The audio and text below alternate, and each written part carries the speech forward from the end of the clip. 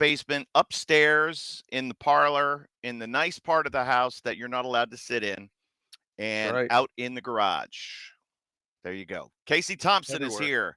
This was his bright idea. He said, let's do a podcast where we talk about people who didn't necessarily get their uh, what they may have deserved, or perhaps more attention than they deserved. Let's talk about those that started their wrestling matches by being in ring. And I'm Kevin Kelly, just trying to help guide the ship here, just hanging on for dear life. We want to thank everybody who continues to watch, subscribe, like, share, link to, and spread the gospel about this thing. Casey, we're doing good. How are you? You're a little you had a wad of gum extracted from your head this week, it would appear. Yes, I did. I had surgery on my head. So I had a some type of tumor. He said I said, "Where did it come from?" He says, "Probably some type of trauma." I said, "Well, getting hit in the head with a chair, does that count as trauma?" He's like, "Yep." And I said, "When I gigged myself, I would stick it there every time and cut it away." Mm-hmm. So the after effects of it all has been removed from my body 20 years later, so it's gone. Jeez. But yeah, it looked It's like a wad gone. of gum. It was ugh, yuck. It was disgusting. It's It like it never that stuff. happened. Yeah. Now I just have a few stitches up there, and it'll be gone. It's just like my Very wrestling good. career. It's there, and Well, now it's gone. You know? there you go. So there's a lot of So stuff to last talk week, about this week, huh? oh yeah. Yeah, there's quite a bit of stuff. Before we get into everything, I want to get your a real quick thought on Goldberg. We talked Yep. very little about it at the end of the show, but now it seems like he's pretty bitter, huh? What a little bitch. Yeah, and he made like a million or $2, million or 2 million bucks for that show. I heard that match. Did it sell out? No, no, they didn't. I guess he's come around now and thanked his opponent, which I guess is nice. But what a little bitch. Yeah, You got that's I don't know. I don't know another way to say it. Um yeah, when you no, it's true. complain yeah, when you complain about your retirement match, about whatever, and what are you complaining about? I You guess the got whole thing. Vince promised him a retirement match, so they ended up giving it to him. Hunter mhm. gave it to him, but I guess it wasn't to the extent that he thought he deserved, or I guess the biggest thing is that they didn't show the broadcast of him thanking everyone, which I listened to it and it was kind of like it wasn't earth shattering. It didn't move you at all. Just like, oh yeah, thank this person, stuff like that. It was Maybe Cody they even did went him. in there and tried to, spruce it up a little, and just, I just don't think the people. I don't know. I don't think Goldberg was the Goldberg as he was in the '90s. So that's there. You know. Right. Um there are some guys that who deserve that send off, and then there are other people who go, he could just go away, and that'd be Yeah. I mean, fine. I didn't leave my boots in the ring or anything like that. I didn't get a retirement. Now that, of course, Maybe is we're a gonna have a wrestling. retirement match here. That, now let me ask you: do you know where that tradition began with wrestlers leaving their boots in the ring to No, I signify did that was their not. last match? Amateur wrestlers do that also. When they retire, they sit down and take their shoes off and leave it in the center circle, and that's to, you know, signify that they are walking away from their tournament competition. Barefoot. So yeah, yeah. So W- I'm Um, not really sure where it came from. I'm not the big historian. That would be you. That's your part of it. I just kind of fill in the ums and ahs and stuff like that. I asked a question the other day, and I was genuinely curious. I wondered. So Vince Senior had picked when Superstar Graham. He knew when Superstar Graham was dropping the title, and Right. there was some consideration of Steve Kern, but eventually it was Bob Backlund, and even Eddie Graham said, "Yeah, Bob Backlund would be fine for you." So then I put it. heard Kevin Sullivan told me that story. It it was supposed to be Steve Kern, and I guess they all had a little they used to bet and make jokes about it and stuff like that, and they were looking for a very vanilla baby face to try to see if they could do something with, and it was Bob Backlund they sent up for it. Yeah, he was the most vanilla. But then I wondered, who did Vince Senior? Because again, it was, so Superstar Graham came and went, but he really got over as champion, and he was very disappointed that Vince Senior stuck to his plan. So I wondered, what was the plan following that, following Backlund? How long was he going to leave the belt on him? And did Vince Senior have somebody in mind to put the belt on? We know that Right. Vince Jr., of course, went with Hogan, Yeah. and Senior was mad at Hogan for the way he had left and done the movie or whatever. So I was Makes just, no sense. I know, I was curious, and somebody was like, uh, they were like, "Oh, we thought you were asking a trivia question." Like I knew. I said, "No, I don't know." This is one of those things that I didn't know, and nobody seemed to know. Nobody seemed to say, "I've heard it was going to be so and so," or "I've heard it was going to be Right. this person." But those are the things that I'm interested in. Like, what was, what was this dead person thinking? How did that You know, how did that all I had go? to tell you something that's in my head before. I've been meaning to tell you when we're on air for the last couple In weeks my about Blackjack Mulligan. head. Tell me, I love it. So Blackjack was famous for, he was great on the stick, right? He could cut a Yes. promo, and Jack would tell us, as we were around him, training different things like that. He said sometimes you just go out there and just make up a word because they don't know what it means, and you just sound good, you know, uh, symbol Sambruxus. People are like, oh shit, he means something. So there's one. Remember when Andre and Jack, they're the machine, super machine, giant machine, and all that stuff. Oh yeah. Blackjack did an interview, and he was like, "Oh, Suzuki, Mm-hmm. yeah, Honda, uh, samurai." So he was saying a bunch of cars and everything in his interview, and me and one of my buddies, we send it to each other all the time. We're just laughing our ass off because he is around Jack a bunch and everything, and it's such blackjack just making up, just talking shit behind the mic, and it just got over and got big. It was just funny. I I loved all of that stuff because, it was the gimmick of trying to hide the obvious, even though they weren't trying very hard to hide it. That's Yeah, what made it so much fun. And it was and the guys under the mask, Bill Eadie and Jack, of course, were having a good time. You could tell they were just yes, having a blast. Whenever Jack got to do, when Jack was in serious mode, when he was in money drawing mode, let me tell you right, something, get mama from the kitchen, that type of stuff. yep, He was always great. But when he would yep, do occasionally like lighthearted stuff in Florida, right, it always he never ceased to make me laugh. I think he was with not Tyree Pride, or it could have been Sweet Brown Sugar, hmm, and it was, Jack being tall and his partner being smaller. yeah. And he was coming up and he had a stick, like a kendo stick or something, and he was talking about all this Probably his nonsense. big walking stick he used to carry. It might have been, and then he was talking about, um, he was giving himself, oh, it just, if I think about it, I'll post it to the page if I can find it. Yeah, Okay, it'll be one of these things that I stumble across and go, "Oh, yeah, that was it." I'll post it yeah, to the page so everybody can know what I'm talking about. But it was just being funny, and yeah, you could just see his overall talent because we got just so used to, let me tell you something, get mama from the kitchen and get everybody around and right, get in the pickup truck and that type of stuff. When he would talk about the serious business, the lighthearted stuff, right. he was gold as well. Yeah, this when he was well, I don't know which one he was, the super machine or which one of the machines, and Gene Okerlund was doing the interview, and he's like, "Oh, Suzuki, Samurai," which is Suzuki Samurai, "Honda," and then he said, Yamaha.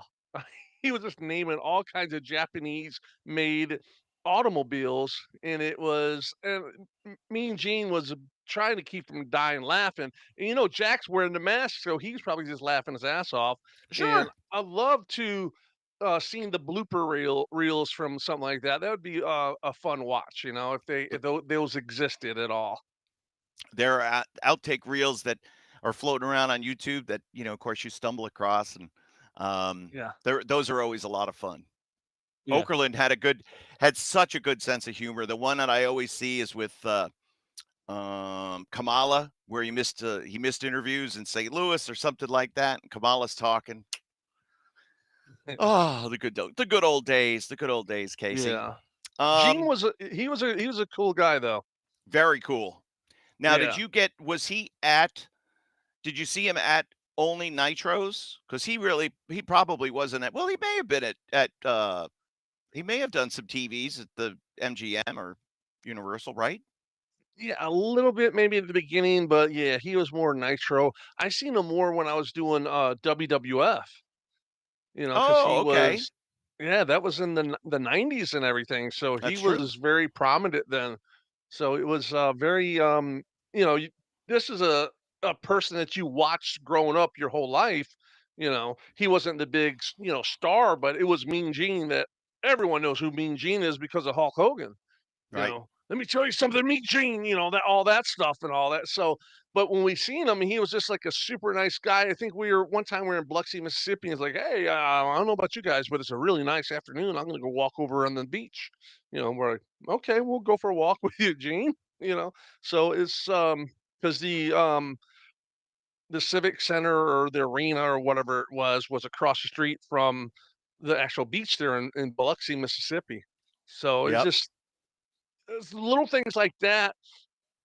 Like when I talk about blackjack, we know blackjack. So hearing about that, him talking up and doing that kind of stuff, making up names, and him telling me, yeah, I just sometimes you have to just make up a name to shock him out there, and then to hear him do one like that, and us knowing him is just kind of cool. With When you think about it, we've had pretty cool lives when it comes oh to sure, famous people that we've met right, and places that we have been when big things have happened. So, yeah, um, that is, and again, I continue to see enhancement guys being featured now. It really seems like uh, uh, I I'm sure that yours was not really like, well, let's go on YouTube and let's find a highlight channel with enhancement guys. But we're really the first podcast that's sort of the yeah, backbone of it.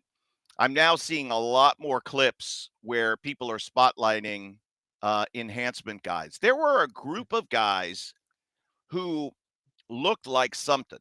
They had the mullets and they had the satin jackets and they were in decent shape and they could move as wrestlers. And then they were just going to get killed. How often were enhancement guys talking about they were going to get a push? They were going to get the call. They were being put together with so and so because he could work. How often was that a thing? Did you ever hear of any sort of thing like that?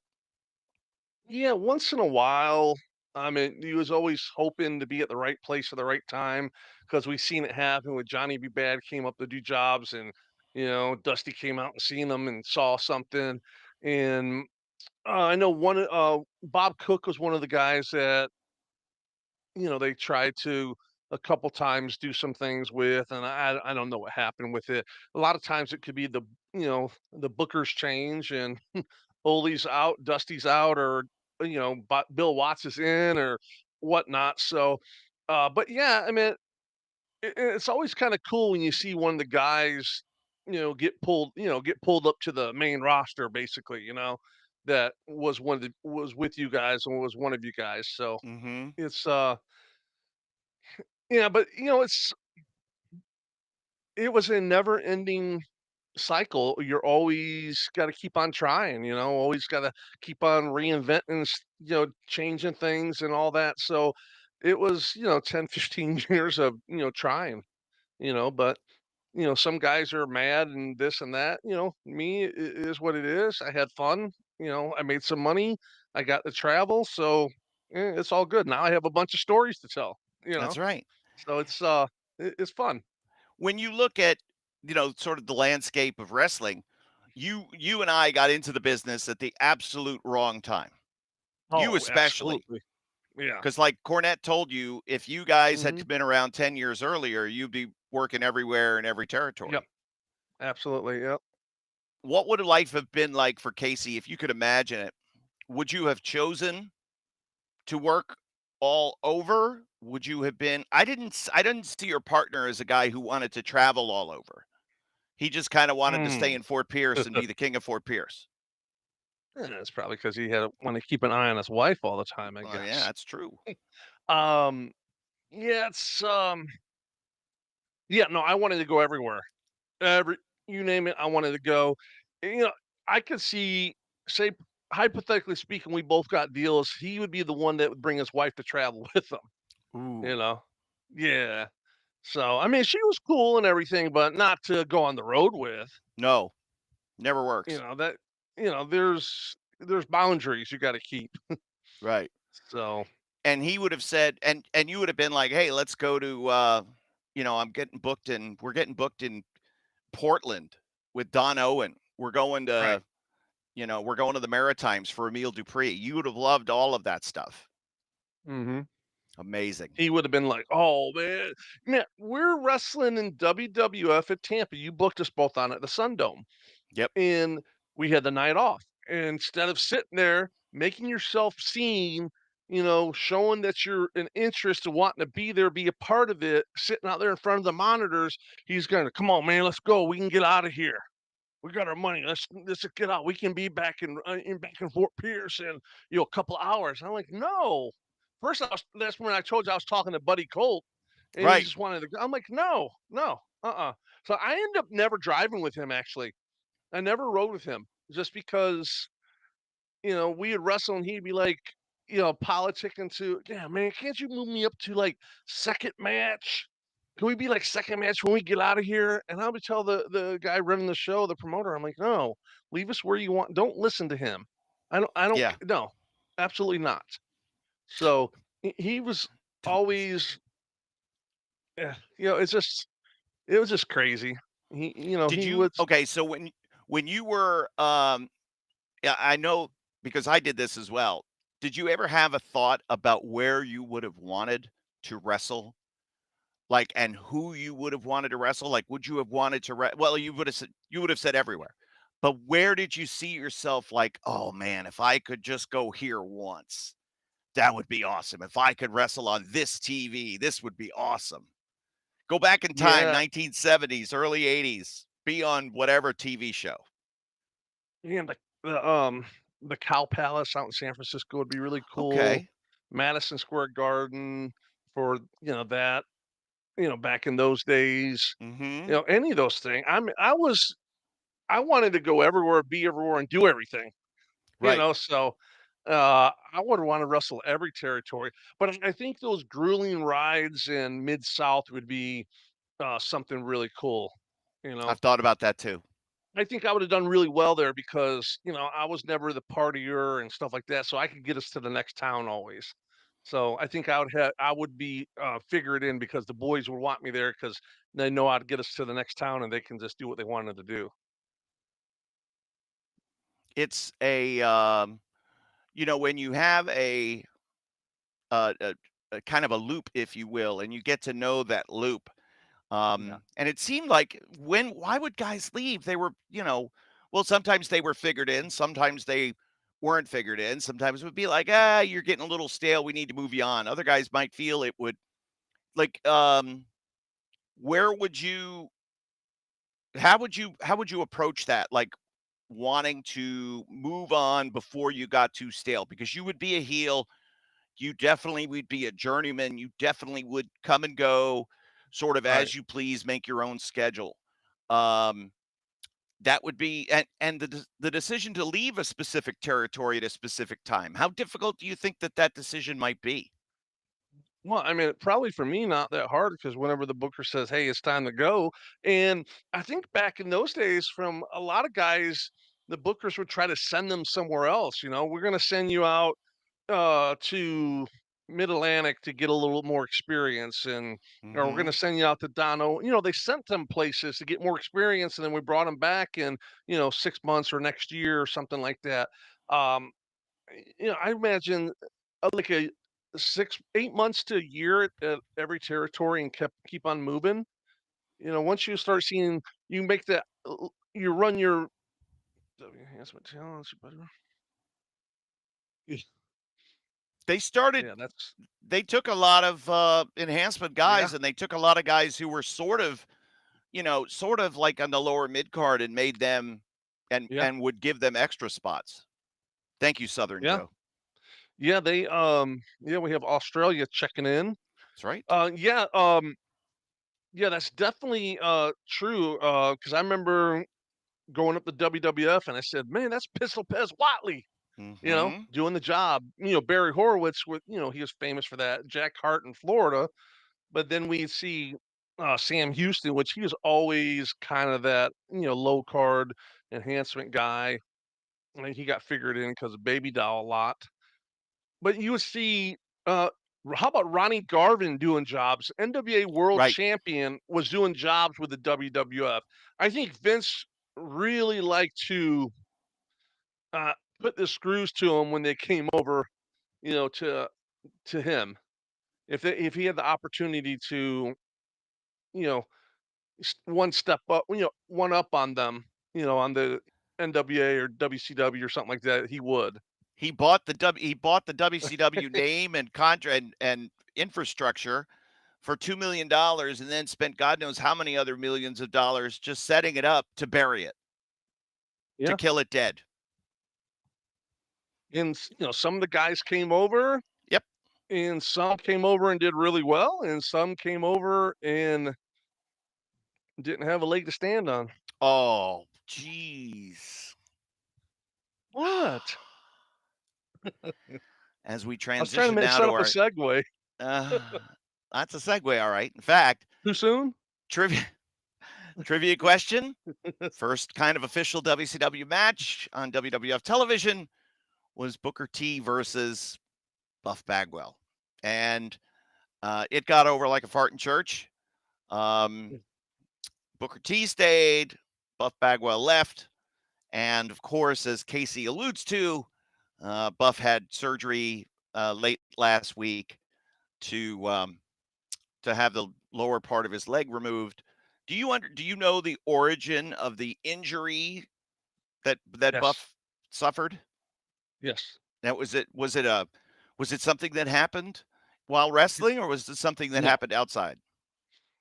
5 years ago, he was all, you know, messed up, and he went to drive and doesn't remember anything. Oh, He went through, back by the big mall, went through like a, as they say, a $300,000 building he destroyed, went through his SUV, and completely, he said he's lucky he didn't kill anyone, and totally he's lucky he walked out alive. And mm-hmm. apparently since then, it kind of just totally just shattered his, they said, upon impact, it shattered his kneecap. It's just exploded. Ooh, So they took his calf off and put his calf up there to hold his knee together. So, and since then, he had like 31 surgeries, and it would never, I guess, never heal for the last 5 years. It just wouldn't heal. He couldn't bend it and different things like that. And I guess we all know he went to, DDP, right. and, Dallas helped him and all that stuff. And um, Says he's three this is years what sober. yeah, yeah, and I guess to try to stay sober because it's in it's very painful and stuff like that. And I saw it from another podcast, Maven's podcast. Maven was there going into the night before, at Buff's place, which I thought it was weird because when, I don't know if you've seen that or not, it's like a 10-15 minute thing. He went over to Buff to see Buff the night before, and it was a nice little house, right? Nice house. And then the morning of, he went to Buff's house, and it wasn't a nice house. Oh, And yeah, and with his girl Stacy, they went to the hospital, and everyone in the hospital is like, "You can't have that camera." They're like healing on him. You can't have that camera. And Buff like getting mad at all of them and all everything because he wanted the whole thing, I guess documented and all that. right. And then so they went. This it was supposed to be an hour, half 2 hour procedure. It took like 5 6 hours because they had some complications, but it is above the knee amputation.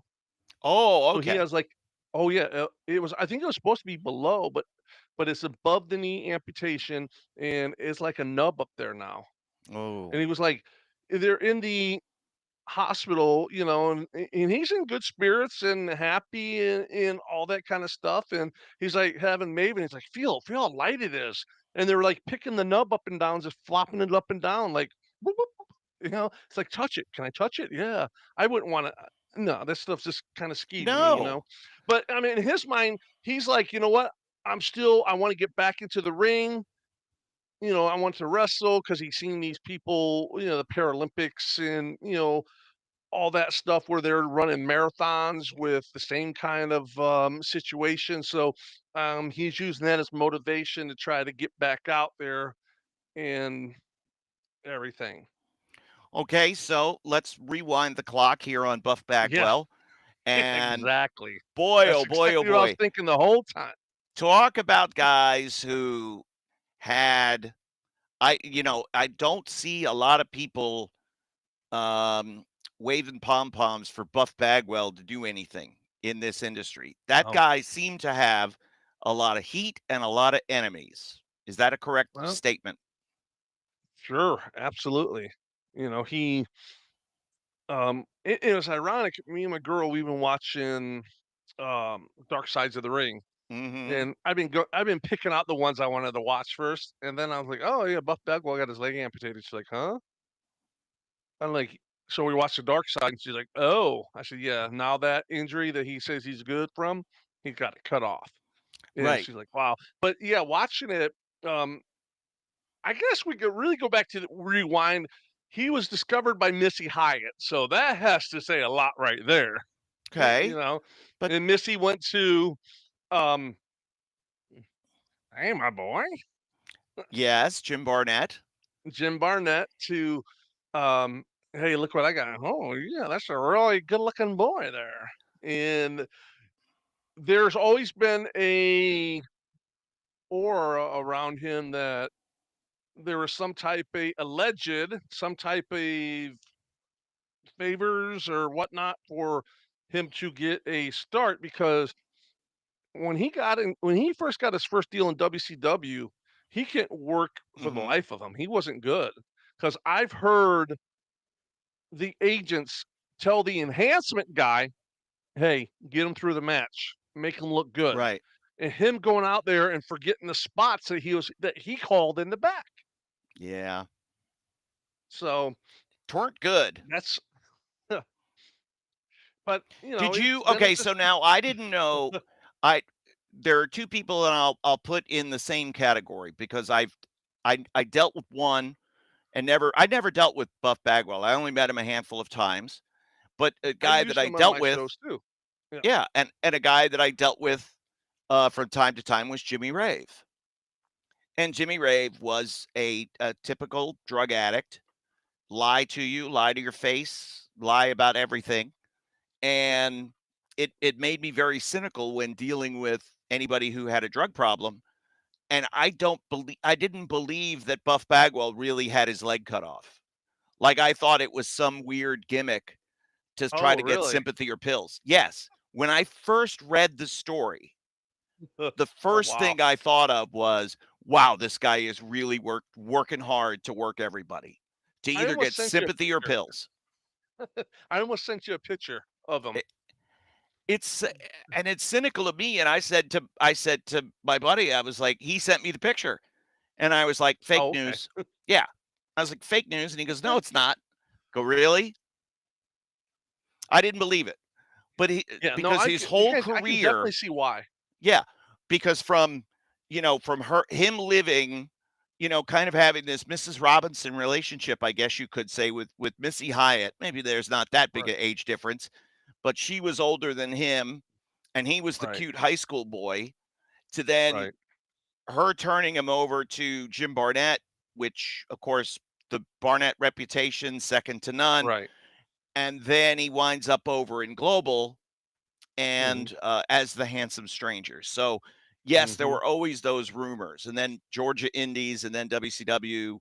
Um, but with a whole series of stops and starts and gimmicks and second Sure. chances, third chances, eighth chances, and never really I'm gonna seemed to break gigolo.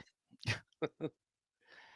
The okay, so out of all the gimmicks, my one of the ones that I liked was when he was in a team with Scorpio, with Too Cold Scorpio. Oh, okay.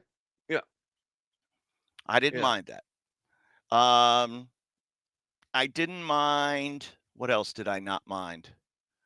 I mean, he was just sort of there, and I Yeah. just He was his like, why work is never this did guy anything for getting? me. Yeah. I liked his work as a babyface when he was first came in, when he was young, Mm-hmm. hungry, and learning. But when he turned it into being Buff, Bagwell, and I mean, Buff and I'm the stuff and all that stuff, and started riding with the Steiners and all that. I mean, that ego, his ego was of that. Look at that. He went up to WWF, the WWE effort got bought out, and on the show, he says, "I thought I had a good match with Booker." And I was sitting there saying, "Oh, it was the shits. It was Yeah. horrible."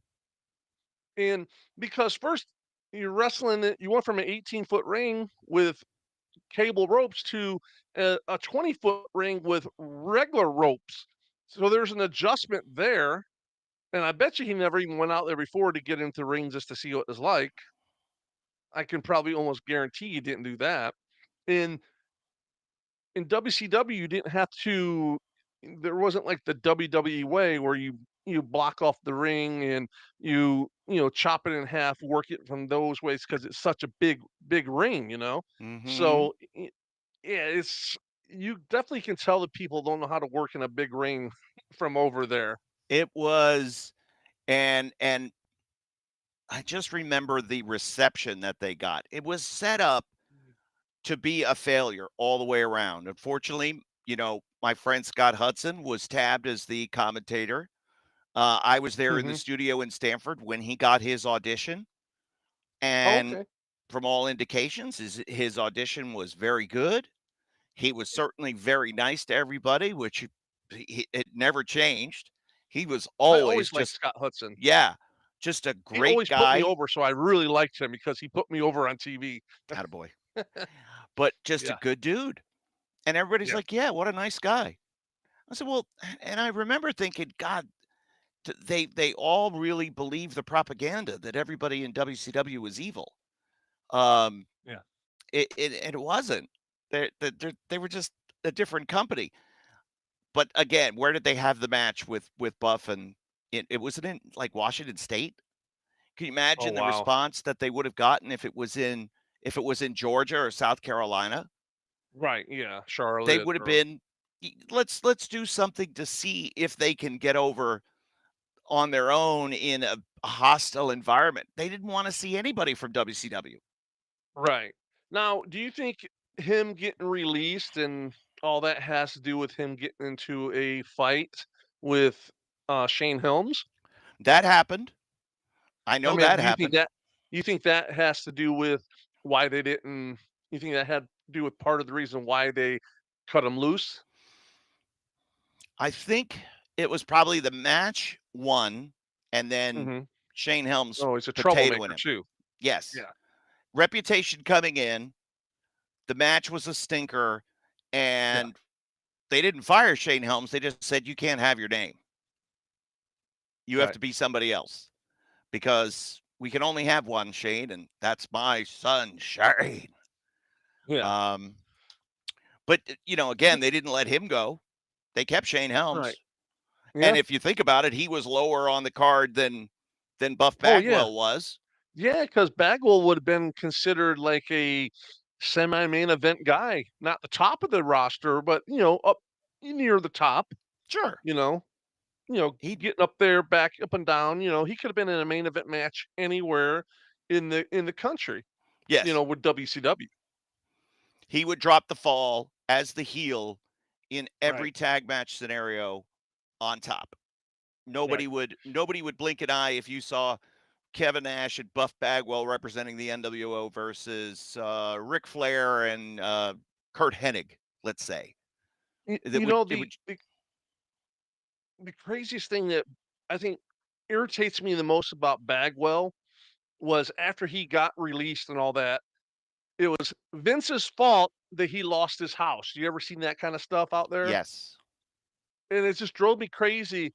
Well, are you living above your means? Right. You have to have a $5,000 a month mortgage. I So know. it's I don't have sympathy for guys that because I know he had guaranteed money with WCW and they were making he was probably making a million and million and a half a year, I bet, guaranteed. Wow. That's a lot of cabbage for a guy like that. So a lot of the WWF guys probably right off the get-go when they, you know, took over, bought them out or whatever, a lot of the guys sat out because they had that Turner deal, the Mhm. Hall and Nash and um, a bunch of those guys sat out because they're like, why am I going to go work for Vince, which they've already been there, so they know there's no guarantee, your downside guarantee, and then everything else is off of what you produce.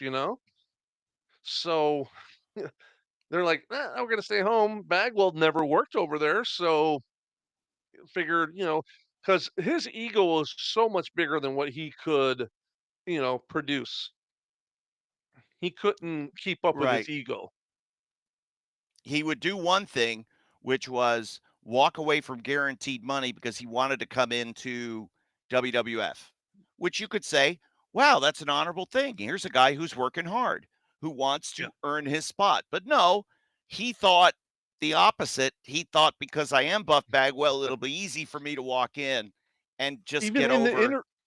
even in the interview, he says, I had a spot. I was supposed to be the top guy I was going to be the biggest guy in the company.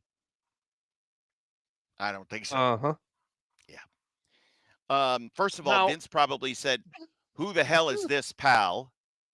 He had never yeah. seen Buff Bagwell before, which is an amazing Vinceism, but is true 99% of the time. So He that's didn't know true. you. That's true. Now we're going to give some behind the scenes things here. You worked with Vince at Titan. Yep. Now, did Vince watch other wrestling? Did he Nope. watch his competitor, or is the truth where Vince didn't look at anything? Didn't look at anything. He Wow. had it. I always said he had a TV on his face. That's how he saw the world, was through TV, and he saw Hmm. all of his superstars the way he wanted them to be on TV. So, Right. showing up and looking like you do on television was beneficial for you. Right. Um, the flip side, and talk about guys. Dusty did that with Mark Merrow. Well, Vince did that with Antonio Thomas of the Heartbreakers, and they became the Heartthrobs.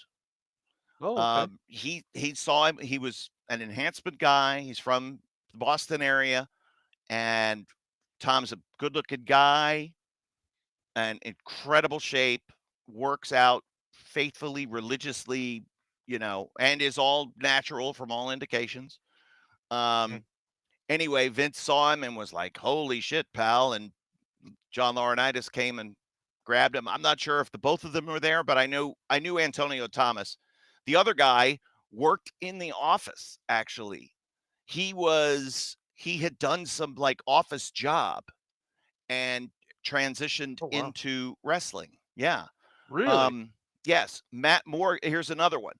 Matt Morgan Uh-huh. was friends with and worked out with one of the um, one of the graphic designers in the tower, not at the TV studio we talked about last week, but he was good friends with a guy named Marco who was a graphic designer who created posters, images, worked on the magazines, did different tasks Right. within, whatever creative services would hand down. We need this piece of art created for this publication or this ad to run here.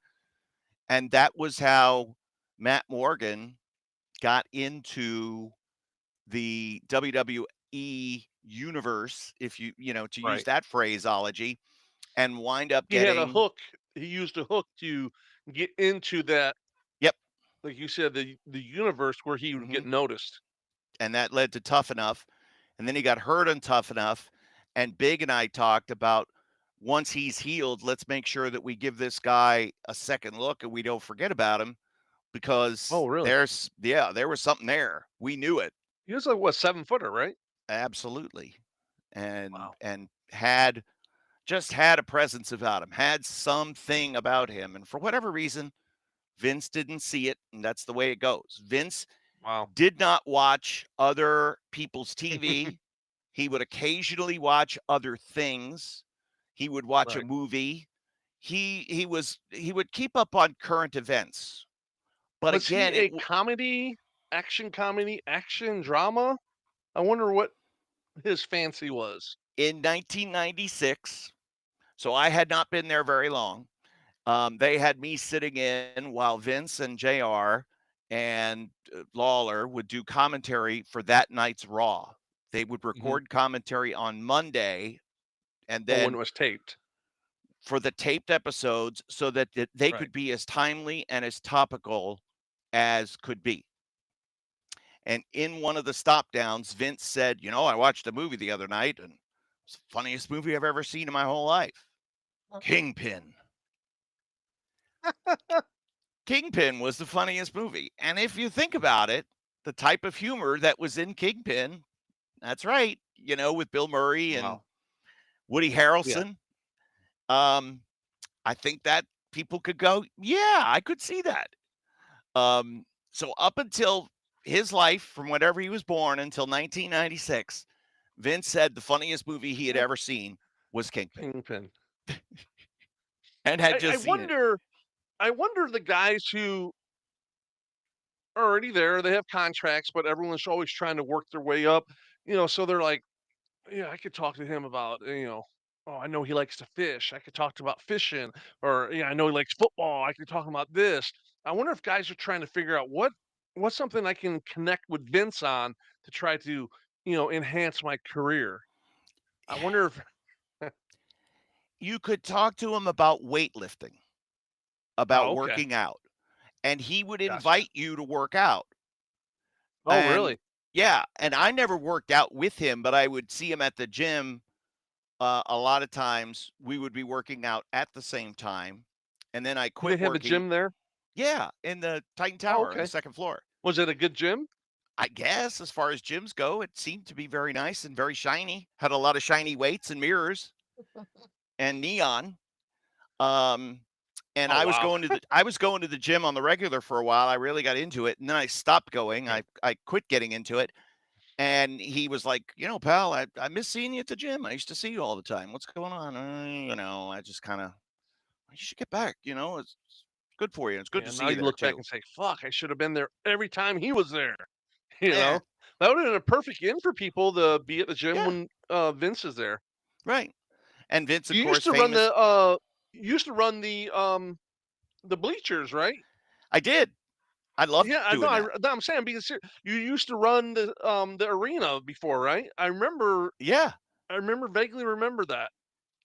I That's loved just running something the that, arena. they took that thing out of my head and made more room for my brain, so a little more memories coming out. But I There remember you Ken go. Kelly running the stadium. Yeah, I used to love doing that, and Paul Ellering would only do like one section. He just would run up and run down and run up and run down. Of course, he Right. was a marathon runner and could run circles around me, but Right. I enjoyed getting the whole view and seeing the whole and completing it. Getting all the way around. Um, where the arena in Fort Lauderdale where the Panthers play, that one sucked because that was a lot of like two step over to the left, three step over Oh, here. yeah, see, the Oh, juking yeah. I didn't like that one. But yeah, so Vince Were you sees, like, man, when they were in civic centers and auditoriums and stuff like that, and when they grew bigger and the crowds grew, you're like, "Oh, fuck, look how big this building is now." yeah, right. Like I used to, you could run the Broome County, you could run the, Fort Pierce Mid Civic Center, Hudson, you can go you up can and run Fort down. Pierce. It's up, down, and then you're done. Um, it, Did you run Madison Square Garden? no, No. Oh. What's the biggest, arena that you ran? Now we're really getting to the behind the scenes dirt here. a big see now some of the older buildings. So the Allstate Arena in Chicago Okay. is had a lot of steps. I ran Oh, I got one for the you. go ahead. Municipal Auditorium in St. Louis, Missouri. No, Di- Kansas City. Kansas City. It Chase wrestled there when he was little. I yeah, wrestled in that building, but Chase wrestled there and it held probably 30,000 people. It was huge. And it just went up, up, up, like, when those ones that just go and they just grow so big right, that is a straight up. It's not like you're talking about where the BB&T Center or whatever it is now, where the Panthers play, where it goes, it's right. crazy. No, this was so the older buildings where they would just go Yeah. and keep going. Um, I ran the dome in, but it's not really a dome, the Tacoma Dome. Oh, okay. Um, that was a big wooden roofed indoor building. That was where I introduced Vince to Bob Sapp, and that didn't do anything for Bob Sapp's career. He wound up being okay on his own. Um, You yeah, think Vince Chicago would was been impressed by him, like in big guys and everything? yes, Yeah. you would think, but Yeah. I don't know. It it just could have been anyone. It, you could tell Vince one thing on Monday. You could have an hour-long conversation with him about it. He would agree to it. We would dissect it, put it back together. He would agree, done, go. Tuesday conversation. You start to put the plan in place. Why the fuck are you doing that, pal? Oh, We just wow. don't tell me what I said. Get Oh, rid of wow. it. He was nuts.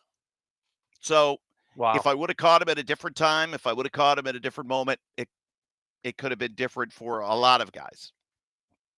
Um, Oh, I'm sure a I lot of people, hey, what kind of mood's he in right now before they go and approach him to pitch him something, and you know? I said, "What difference does it make? Because he's probably not going to remember it." I said, "Just do it. Just get it done and see what Going back to happens." more important, interesting stuff, did you run the buildings with anyone else or you just did it solo? I usually would go by myself. Coach occasionally would do it as well. Or Um, Trish Stratus or anyone like that? no, No? no, no, no. No, that's my wife used to say, "Oh, all these pretty girls." I'm like, you realize that they would have to have interest in me for this to work. I could sit Yeah. there and go, "Oh, look at those." Yes, all of these beautiful women around, but none of them would ever give me the time of day. Are you kidding me? I was the I was the third string announcer. Okay. Yeah. Yeah, they're not I'm looking, "Oh, let me find oh, that's a good one there." yeah, no, no.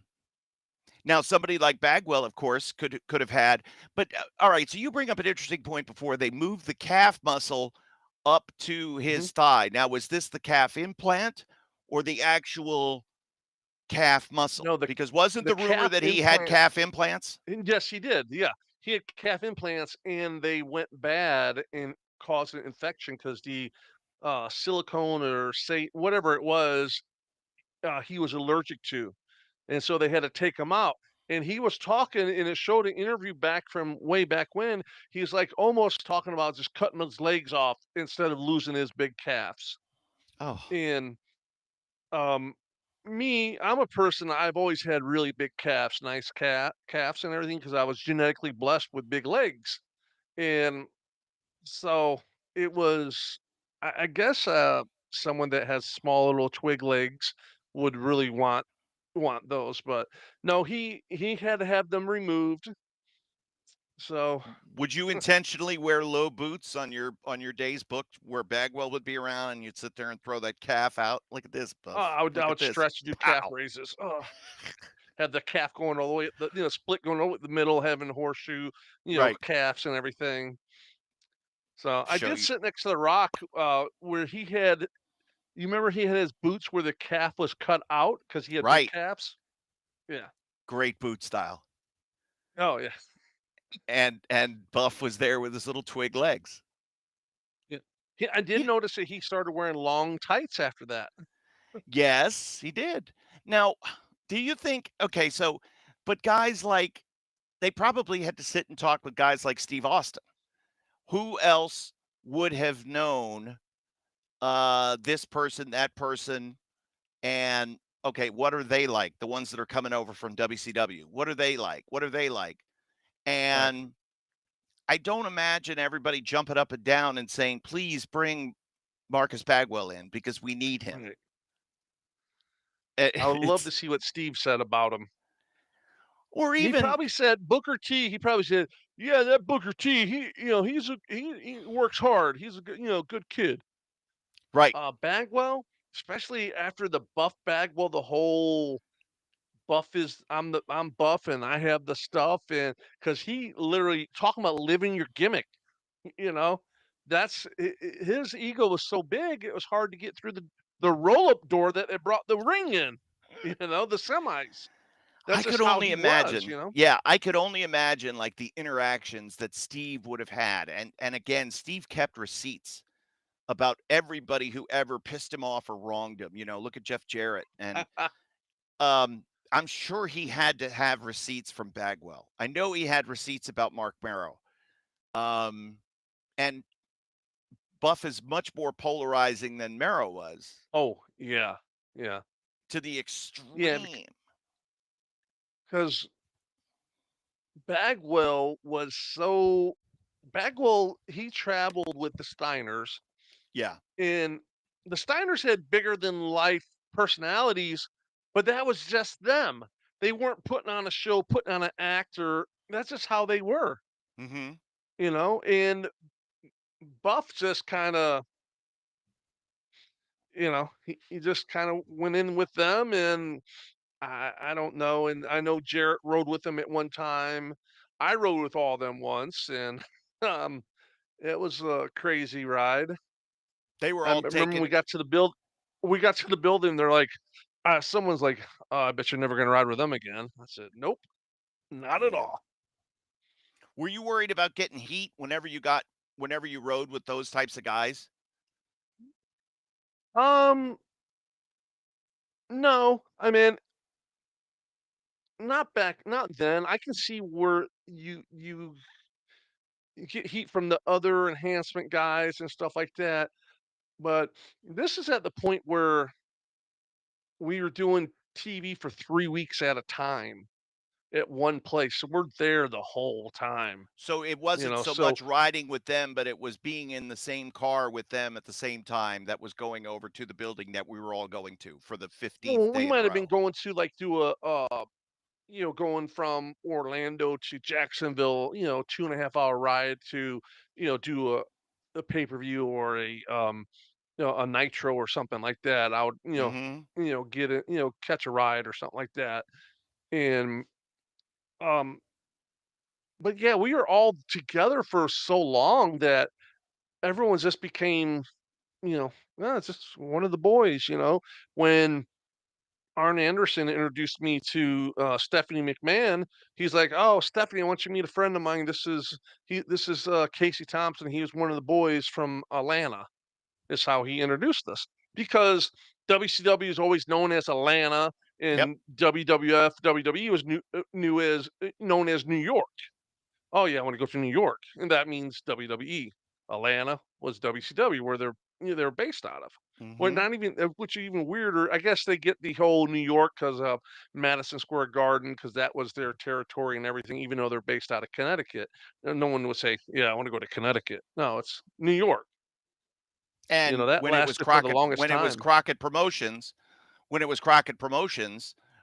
it was Charlotte, not Right. Atlanta. Charlotte was one of the buildings that Georgia ran, and I guess Yep. because of the prominent position that Georgia had in the NWA, that was how the territory got to be known as Atlanta, or where you Yeah. were in that vicinity. You worked for the Sheik, you worked for Vince, you worked Hmm. Atlanta, you worked for Roy Shire, you worked for Vern, you worked Kansas City, you worked Dallas because it was the Dallas booking office, Amarillo, Amarillo for the Funks, and then Tennessee. Blackjack and Murdoch bought it at one point. Yep, they had also Jack and Flair bought Knoxville. Oh, okay. So according to the story that Ron Fuller tells, when the Furious Five or whatever they were called, and they were trying to expose Blackball. Ron as being the owner of the territory or whatever they were called. Right. Yeah. It was Ronnie Garvin, and Boris Malenko. Malenko, Yep, Bob Roop. Orton, Roop.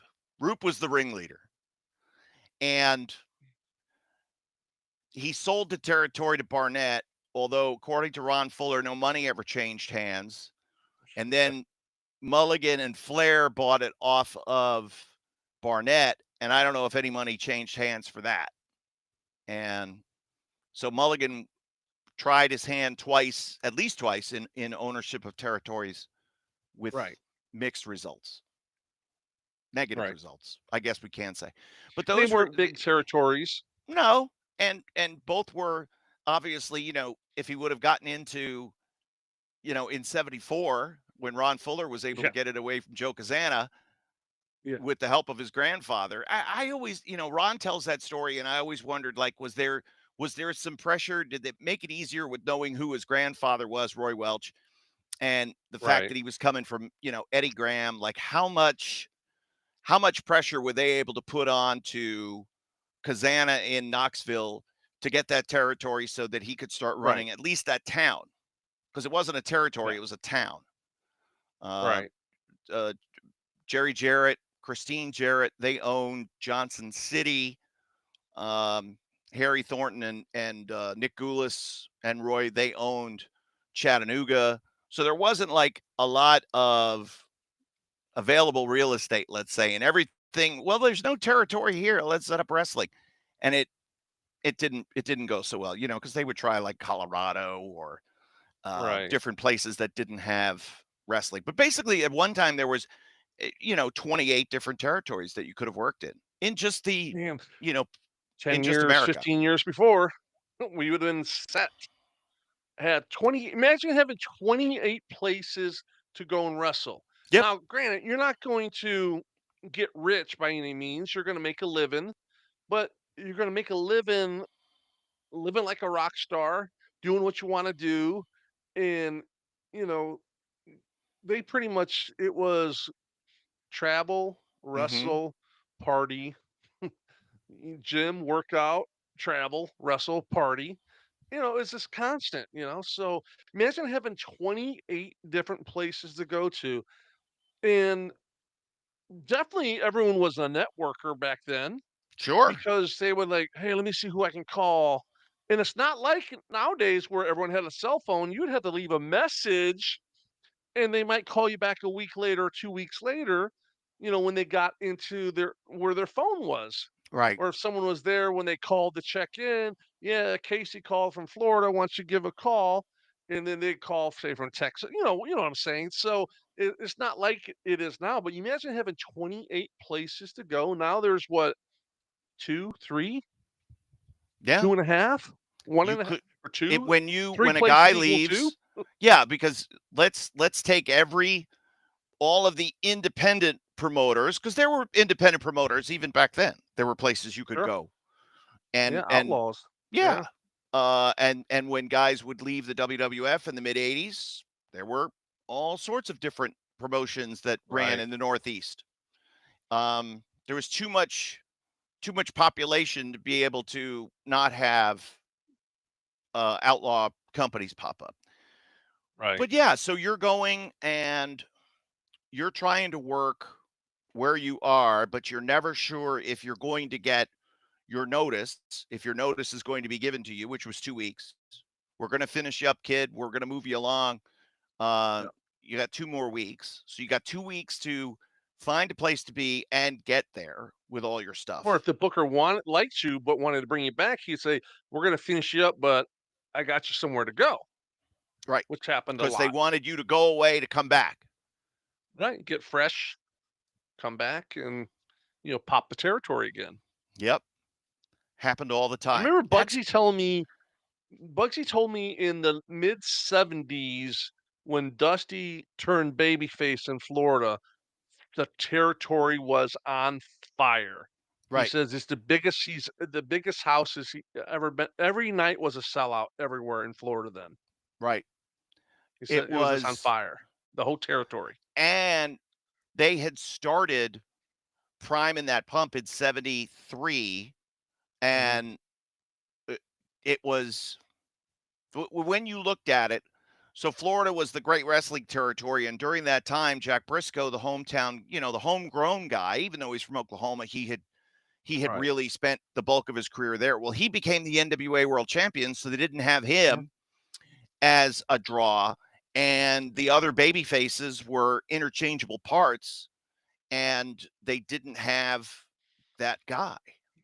Yeah. um, until they turned dusty in '74. '74 has to be one of the biggest years ever because they turned dusty in Memphis. That was where Jerry Lawler was anointed to be the star. Yeah. And they started to push him with wrestling all of these main event stars from Bobo Brazil and the Sheik to Mr. Oh Wrestling yeah. 2 to getting shots against Jack Briscoe and made him the man in Memphis. Right. Um, He got so big that he got points off the territory. He got a right. percentage of he was an owner because, "Nah, I don't wanna do it, I'll leave," and they didn't draw without him. Yeah. Think about He it. got, he got a percentage of the territory. We're just talking about different guys buying territories. He didn't have to put up anything. That's Just why somebody his like, name alone got him. Yeah, yeah. Why didn't Jerry Lawler wrestle other places? Well, he did occasionally if he was on vacation and he would want to pick up a little payday while he was in Florida, yeah, um, at the beach. But why would you want to leave and go anywhere else if you were figured in and in the main event or in the main spot every night and you had short drives? And if you didn't feel like yeah. going to the far drives, if you want to go to Louisville or Lexington or Evanston, you didn't have to go. Boy, oh boy, what a good spot to be in. Evansville, A not Evanston. and you're still making money off the show anyhow. Yeah. And you were making, 4 to 5 figures off of the house just one night a week. You got to figure Lawler was probably averaging 3 grand a week just in Memphis, I would say, when the Yeah, territory was hot. Because he was right, figured in as the main event, he was also getting a percentage of the profit. right. And Good when spot. again, it was Jerry Jarrett kind of overthrowing, getting rid of Nick Gulas, but making Yeah, sure that he brought Lawler with him. And Lawler was the draw. And it's yeah, funny because Jackie Fargo, who you think of he was the draw at one point, but he had passed the torch on to Lawler. So right, Fargo yeah, Fargo stayed working for Nick, but then, you know, within a few months, he was over there wrestling for Memphis whenever he felt like making the drive. But yeah. it's fascinating. So, but if you were not figured in, Casey, and Mm.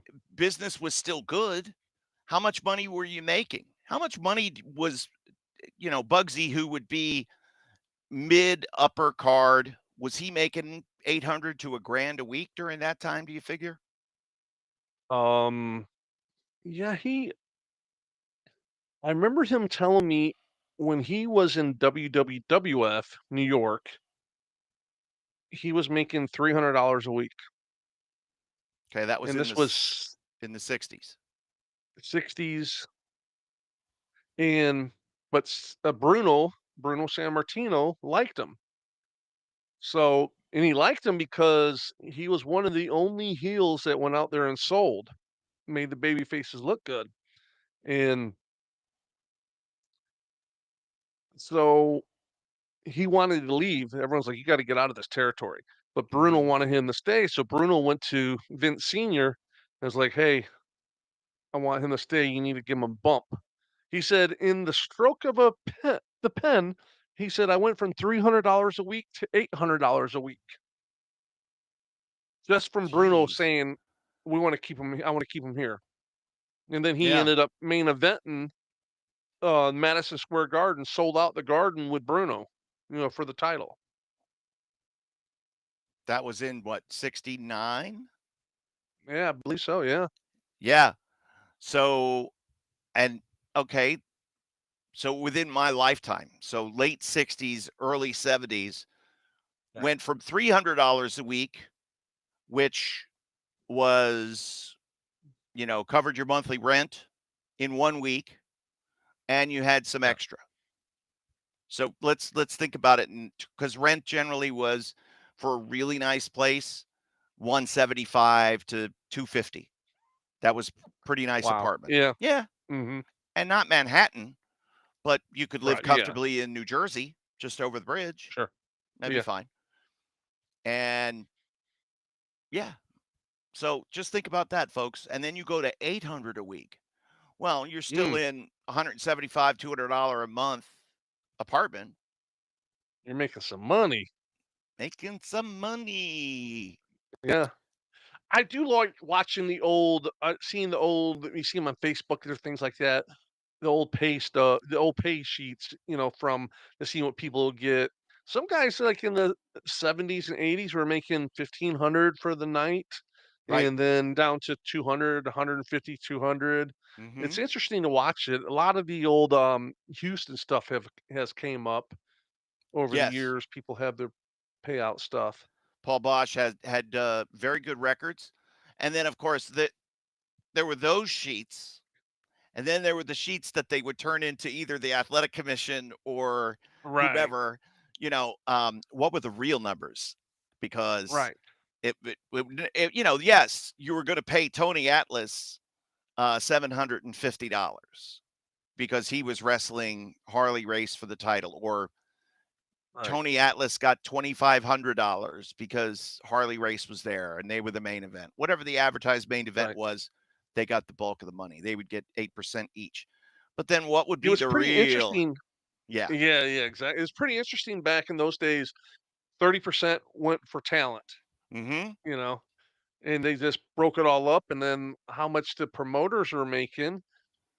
And that's why guys wanted to start getting their own territory, you know? The only way to make, real FU money in wrestling was to own your own. And Sure. and Yeah, exactly. that's I mean, I think that that's kind of um that's still true today, Oh, yeah. but there are more millionaires now in wrestling than ever before, Yeah. thanks to Vince, thanks to the vision of, and the power of television and the big money that's thrown around now with deals, with broadcast deals, and Yeah. how these companies are flush with cash. When you And look they at, say thanks to Tony Khan because he's overpaid a lot of people. well, sure, sure. Yeah. And when you looked at, okay, so Buff Bagwell, getting back to him, he was making let's just say $1 million a year. Sure. Yeah. Ugh, I mean, and he was Jack. on a lot, but he wasn't considered like a top wrestler. Right. He was background. He was, lettuce on the plate of the NWO. He was garnish, Yeah. and he would wrestle in matches that generally didn't have a finish. Then he got hurt, right? Didn't he break his neck? Yeah. He broke his neck, then came back. because I watched it last night or so, the night before. They kind of did the timeline. He broke his neck with the Steiners, supposedly. I I've seen enhancement guys take worse bumps than that. Okay. Um, but he broke his neck. He came back and was Scotty Steiner's bodyguard or manager, or walked to the ring with him, and then started creating his whole Buff, and then turned into NWO on Scotty Riggs, and Poor Scotty so Riggs. it's he has new teeth now. Who? Scotty Riggs? Yeah, Hell Hayes yeah. got him. Nubia got him new teeth. New teeth. I saw that. Damn right. I was telling my girl that I said back when the whole um, WWE Hall of Fame was starting to come around, all the boys, all the old timers, they're all getting new teeth from Vince. That's how Jake the Snake got his. One of the things for going to the Hall of Fame is Jake got a set of teeth. He got his teeth fixed. He got dentures, and Mm-hmm. you can see a lot of those guys from they all got Vince bought them all new teeth, See, which is mine the are a little craziest thing because discolored. yeah, I'm Still hiding got mine. I wrestled Jake the Snake, and after he had the new teeth, and I threw a punch and I tatered him, and his teeth did. Woo! He's like, "No, my teeth!" Oh His no. teeth. It was actually in the newspaper. Wrestler knocks Jake the Snake's teeth out. They're false teeth, and he saw them and put them back in his mouth. Short arm DDT. Go home. There's a there's an Olympian. His name's Ken Chertaw, and he has all these camps for amateur wrestling. He's a freestyle. He wrestled at Penn State Mm-hmm. and everything. He coached Penn State after that. So he had all these camps and everything. He was wrestling this one kid that was one of his um, clinicians that came and helped, and he gave him a crossface, and the guy's eye fell out and rolled down the mat. Oh And the no. guy took it and he's like, got it and popped it back in. Ooh. The story's going home. Mom, Chase, like, Mom, Chertal knocked someone's eye out with a crossface. All these young kids and everything. And she was probably like, "Oh my god!" Like, what are you guys? What are you having my kids see and Yeah. do? And What kind of world is this that you've got my kid in? yeah, When you have okay, so um, when you're making a million, that means you're immediately throwing what 35% in a separate account so you could pay the IRS every year, right? supposed to. Yeah. Making a million doesn't Rick mean you make a Flair million. didn't. No, Flair didn't. a lot of guys didn't. He's been That's like, getting in the news a lot lately too about falling asleep at the bars. ugh, Um, crapping himself at the bars. I don't get it. It's. Ew. I mean, there's someone. I mean, it's kind of sad because I always liked Flair. Mhm. He was always very cool to me. The interactions I had and stuff like that.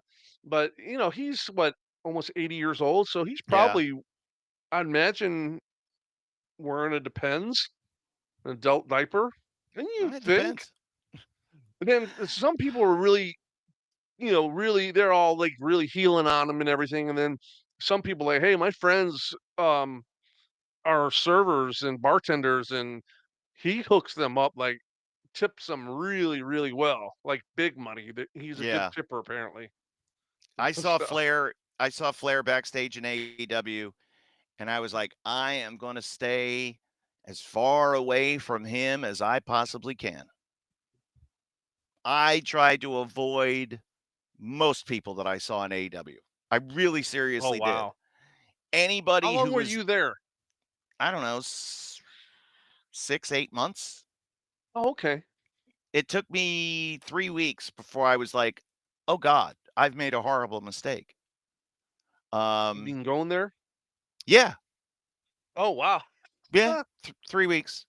I came back after a show and I was like, I've asked for things to change because they were not getting us the information in a timely basis. And Tony was then giving us the information kind of on the fly, or having Mike Mansory give us the information on the fly. Oh, in the IFB Yeah, and or the it headset? just over the headset. And I'm trying to take notes, and I'm trying to, and there's some things that I needed like just practice on, or I wasn't sure of the timing of. And Right. sometimes you get lucky and you just guess the timing, and then other things are quicker than you expect it to be. And that was always the Right. case. Everything in AEW from a production standpoint was quicker than I expected it to be. So um I came back and just threw all my shit down and was like, fuck this place. This is stupid. This isn't fucking television. This is dumb. Now, Um in the flip side, do you wish you kinda just were like, because you care about the product, you care about what you put your what you do, you care about your, presentation. Would you yeah. rather just say, "You know what? I should have just been like, I don't give a fuck. I'm making money and I'm just gonna do it and don't care." Because some people get mad and get frustrated over stuff when it's like, just don't give a fuck. I go to work, I make my money, and I go home, Yeah, and I don't I was care. making 350 a year, Wow. and I Wow. could have just shut up and been fine, but I couldn't. Mm, I couldn't. wow. Because it's So something you care about the business, you care about what you do, I and you care about see where every it aspect could of it. go if it's done the right way. Yes. Why are we Right. not doing it this way? Because I know this way works. We've done this way before. And the excuse was Mike Mansory said, we work for an autistic billionaire. And I said, okay, there you go. This is the co-executive producer of AEW. He Wow. said it to me and Nigel. We work for an autistic billionaire. Okay. So this is the hand I'm dealt. I didn't And realize it Tony was like tries that. to be so hands-on with everything, right? Yes. Yes. Wow. Which there is nothing wrong with. Um, but there again, when we explain to you the hows and whys of why this could be better or that could be better, and he doesn't get it, and you're not getting through to him, it's very frustrating. It's Right. How very did Jim frustrating. Ross or Tony Schiavone deal with that? Where they're like, "I don't care, I'm getting paid." Tony Schiavone didn't care. He's a complete yes man. He still And is, right? oh yeah. And Jim Ross had more cachet than I did. So he was able to say what he thought things should be. And There's either no they would, repercussion. yeah, there was no repercussion on him, and they might entertain it a little bit more than if I brought it up, even if Right. it's the Because he exact was same probably thing, making at least 5, 600, right? at least. It had to. Not knocking you, 350 is great, that's incredible, Yeah, but, you know, he's a he's Jim. generational He's Jim announcer. Ross. Yeah, Yeah. he's Jim He's Gordon Ross. Solie, Jim Yeah, Ross. and I'm Kevin Kelly. I have no ideas that I was better than him. Now, at the time, had my skills surpassed his? Yes, Yeah, because he was old and I'm right. not as old, and I still had voice and clarity, and he could do it in very short spurts, but couldn't do a whole show. And I was not only doing entire shows by myself, but I was doing entire tours, mostly Oh, by wow. myself in Japan. So Yeah, yeah, I was conditioned physically, right. mentally You to do conditioning this. right. You have to condition yourself. I had to condition myself. I know it sounds funny. I had to condition myself to do a podcast, to be able to talk, my throat, my voice, to be able to talk. First, we did 30 minutes. Now we do an hour. We do whatever now. Yeah. But I had to condition myself to. At one point, I was doing a lot of podcasts, trying to just do a little PR thing, trying to, go out there and, talk about the show and stuff. And I was like, oh, I was always eating cough drops and stuff like Hmm. that. So, so I get that. You conditioned yourself. Yeah. And you would know who and what's going on, and your voice is getting bigger and stronger. Um, Right. and you're trying your best to stay, especially during like the summertime. So the G1's gotten started, by the way. We will be keeping tabs on the tournament. Tournament's already off to a bad start for New Japan. Oh, wow. Gabe Kidd injured his knee, and I don't know if how many matches he's going to miss. He forfeited last night's match, which he may have lost anyway, so it may not affect the scoring. But if he's out and he can't wrestle in this tournament, then it's going to be a bad thing for New Japan because Oh, he was wow. figured in, and they need everybody, and they need the Yeah. guys who are going to be top guys to get over, and we can't afford injuries at this point because New Japan business is teetering on the brink.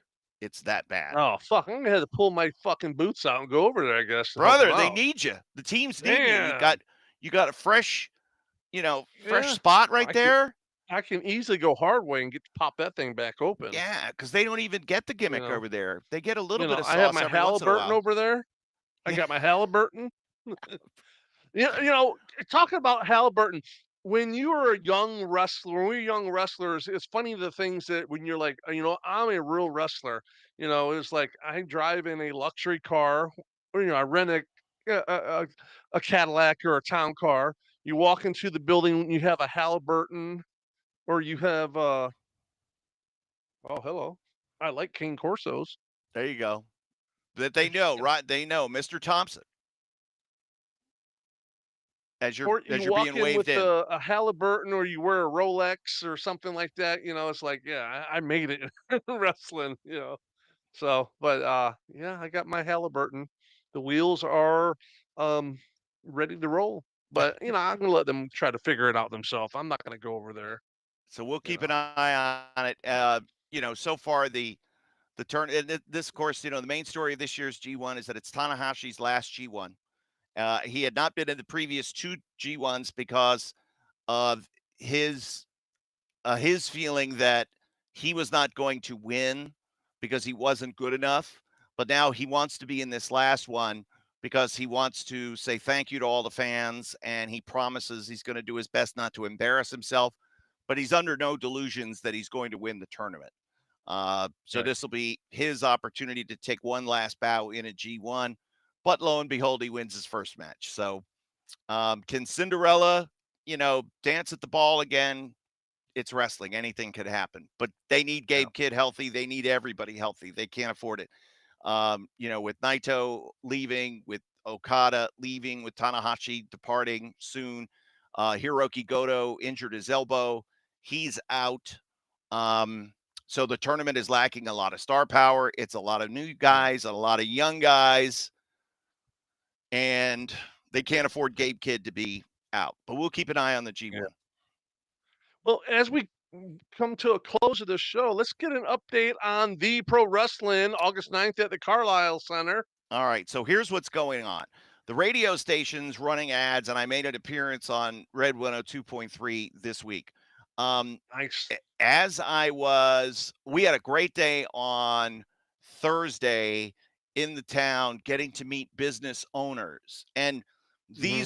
these relationships that you're developing as a promoter may not necessarily bear fruit today or tomorrow, but they are long-term relationships that will Sure. benefit each other. We shared some Right. ideas, and we kind of said, "Hey, for this thing in December, what about?" And oh yeah, and we could use you for that. What about? So there's some There you go. symmetry there. Um, Nice. I've never had the red carpet rolled out to me, and not because I'm Kevin Kelly. They don't know who Kevin Kelly is. Some people will go, "Oh yeah, I remember you," but for the most part, I'm just guy saying I'm the wrestling promoter. I have never Right. had the red carpet rolled out for me in any scenario like this before. It's like the people are starving, not realizing that wrestling's been around for 100 years. I'm like, oh my God, I grew up with it 40 years ago and I haven't seen it since. Wow. How come we don't get wrestling here? Well, we do now. Um, so Hopefully that's gonna be good. we'll see. Um, Yeah. there's a lot of interest and there's a lot of buzz. Um, Right. we're we're selling tickets every day advanced, Oh, and that's good. yeah, so we're at getthetix.com. So we're moving product there. It's slow, but it's starting to add up to where the advance is pretty decent. And I think the Nice. walk-up's That gonna be huge. Yeah, walk up is where the majority of independent promotions get their stuff Yeah. from. So, And we and are, then you got to get the sell. You got to get the return sale tickets. They buy your ticket for the next show. oh, You we're know gonna have tickets on that. because we already know Yep. our return event. So Saturday, August 9th Nice. is the debut, and then we're coming back to the same building on Saturday, December the 13th with, Okay. the big, Christmas spectacular. So, Excellent. yes, we will have tickets on sale for Saturday, December 13th, on Saturday, Perfect. August the 9th. But it's gonna be a big couple of weeks, man, and then the last 3 days, it's a dead sprint. Like, I'm off from work. A couple of guys are off from work so that we can just be there, doing whatever we need to do in the town. If it's Hmm. running in front of traffic and stopping cars and whatever we're gonna do, we're we're gonna go further than other people have gone before, put it that way. Nice. Very good. Because this is what you do. And it wouldn't matter if we were 90% sold out on our advance, we would still do this because Right. this is what you do when you promote a town. Yep. And I'll be living at the radio station. I'll be living, we'll be trying to push out as much material as we can on social media. Oh, press kit's going out tomorrow to all the local newspaper, there's not much newspaper anymore, but all the newspapers and the television Right. stations and all the radio stations. My buddy Oh, Ryan perfect. McKenna, who I worked with at WWF, he's helped out in that regard, and he's got a Oh really wow. professional, yeah, Nice. really professional press kit that's going out, and Very good.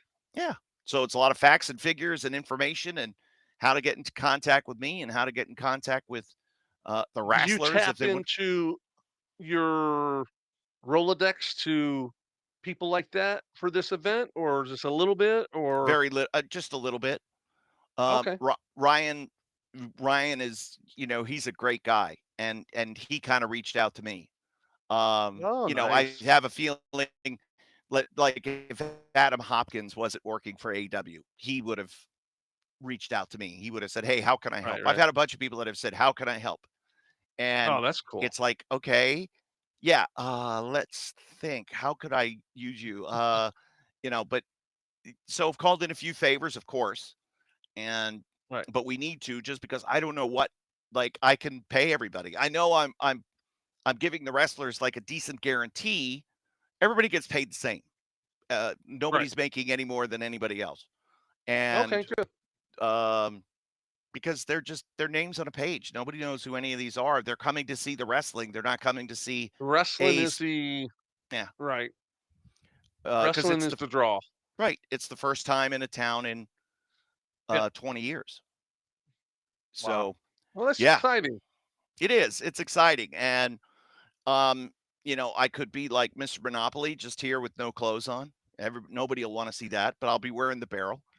Um, or we'll see what happens. But no, I'm really excited about it. And again, Yeah. uh, getthetix.com, time honored excellence, the pro wrestling on Facebook. It's all over social media. And just drop me a note if you want tickets, I can hook you up. They're not Yep. free. Not you, Casey. Of course, you could get in for free. But I'm talking to our Oh, fans here. man. I could set our fans up with a good discount on tickets. I So saw some of the packages you have. They look pretty good. All you can eat pizza. yeah, I was like, that's nobody's more over than pizza at an independent show. oh, absolutely. That Today is I like, went make sure you to got enough pizzas. That's it. Sorry, guy, go 5 minutes more. The pizza's not here yet.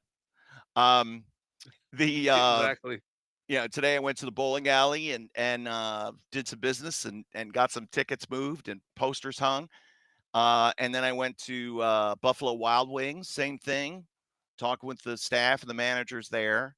Just trying to Nice. put it in. I'm not a smoker, I'm not a vapor, but you go to the tobacco hut, the vape store, Sure. Yep. get a poster there. We got one in Carlisle. There's a location in Mechanicsburg. And the guy that was working in Mechanicsburg says, I don't know anything about that. Let me call the boss. And the boss said, oh, yeah, no problem. So, There because you he's a go. wrestling fan. So that's where that stands. Anything going on with you, Casey, that we need to know? When is the next luncheon with the legends in Tampa? September. I'm not sure the date on it, but it's in September sometime. I Okay. think that's the one before the last one of the year. So that should be should be good. Hmm. Are you are you at all interested in perhaps you and I doing our own version of the Coldplay Kiss Cam video? I saw that. I would be the guy diving on the floor, I think, right? Yeah. I would have to be. Or you would just tater me. So like the spot is, you're holding me and then you see the kiss cam and you spin me around, bang, right? And I fall down because you've hit me for real. And then you just go back to just Although right watching now the you show. could just tater me a little and I'd probably pop right open, get some good color. That's it. That's what we're there for. All right, buddy. Yeah. I enjoy doing these so with you so much. Like just Yes, they're fun. getting to talk old stuff, old school wrestling with you is a blast. And I'm just Yeah, it's glad that fun. we get to do this together every week.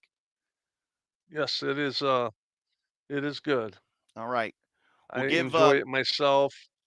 we do want to thank everybody. Want to thank all the fans who are consuming this product in a multitude of ways, including the shorts on YouTube. Remember to like and share and subscribe and pass it along. And everybody behave themselves this week and enjoy a late July.